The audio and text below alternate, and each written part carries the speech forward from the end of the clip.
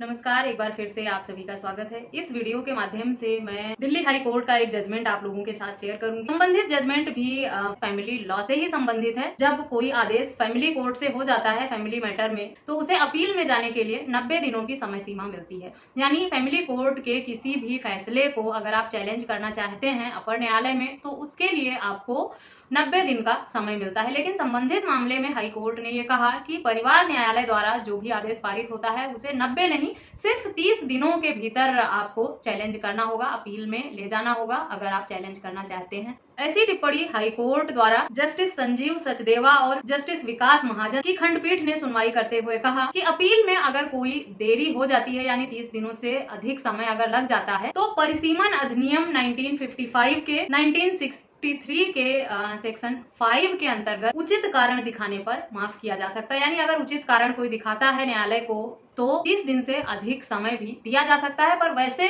Normal condition में 30 दिन की समय सीमा ही दी जाएगी फैमिली कोर्ट द्वारा पारित आदेश को चैलेंज करने के लिए। अगर 30 दिनों से अधिक का समय हो जाता है तो आपको न्यायालय के समक्ष पर्याप्त कारण देना होगा। अगर वो कारण न्यायालय को उचित लगता है तो आपको और वक्त दिया जा सकता है। संबंधित मामले में पत्नी ने क्रूरता के आधार पर तलाक का जो आदेश था उसी पर अपील दायर की थी। उस पर पति ने यह तर्क दिया कि 30 दिनों से अधिक समय हो गया है और पत्नी ने अब अपील में आने का अधिकार खो दिया है, क्योंकि परिवार न्यायालय के जो आदेश हैं उसे चैलेंज करने के लिए सिर्फ 30 दिनों का समय दिया जाता है। दूसरी तरफ पत्नी का यह कहना था कि हिंदू विवाह अधिनियम धारा 28 के अंतर्गत अपील करने की जो परिसीमा है वो 90 दिनों की दी गई है। अब खंडपीठ के सामने ये मामला आया कि आखिर दोनों में से किसको ज्यादा महत्व दिया जाए या किसे पावरफुल माना जाए। दोनों अपनी अपनी जगह जो दलीलें दे रहे हैं वो बिल्कुल उचित हैं, इसीलिए दोनों में किसको प्रबल माना जाएगा। जिस पर खंडपीठ द्वारा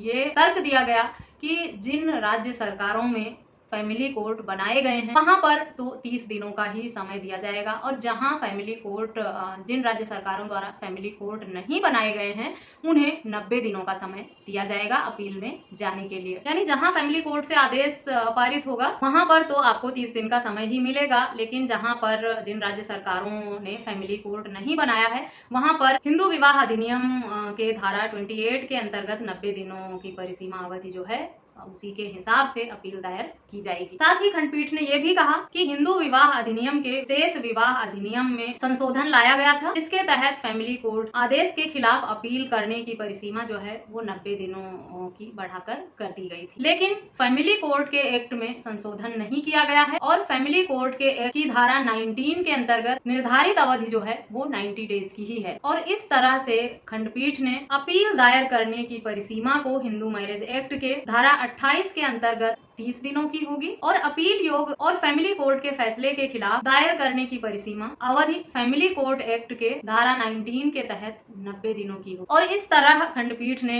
टिप्पणी करके इस बात की पुष्टि की कि जिला न्यायालय द्वारा जो पारित आदेश होंगे उनके खिलाफ अगर अपील में जाना है तो उसके लिए समय सीमा जो है वो 90 दिनों की दी जाएगी। लेकिन अगर परिवार न्यायालय से पारित आदेश है उसके खिलाफ आपको अपील में जाना है तो उसके लिए आपको 30 दिन की ही समय सीमा दी जाएगी।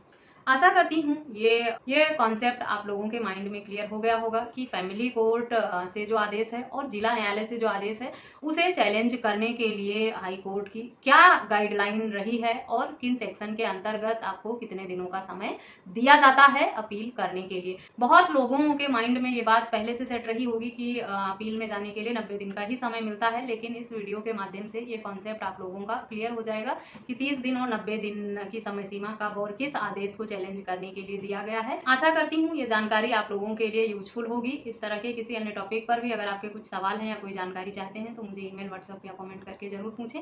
मुझसे संपर्क के सभी माध्यम आपको वीडियो के डिस्क्रिप्शन बॉक्स में मिल जाएंगे। संबंधित जजमेंट का लिंक भी आपको वीडियो के डिस्क्रिप्शन बॉक्स से मिलेगा, वहां से आप डिटेल में पूरे मामले को पढ़ सकते हैं कि पति पत्नी के बीच विवाद क्या था और किस तरह से फैसला हुआ था जिस पर अपील में पत्नी ने हाई कोर्ट का दरवाजा खटखटाया और हाई कोर्ट ने इस तरह के निर्देश देते हुए पत्नी की याचिका को एक्सेप्ट किया। इस वीडियो में बस इतना ही, मिलते हैं नेक्स्ट वीडियो में, तब तक के लिए थैंक यू एंड बाय।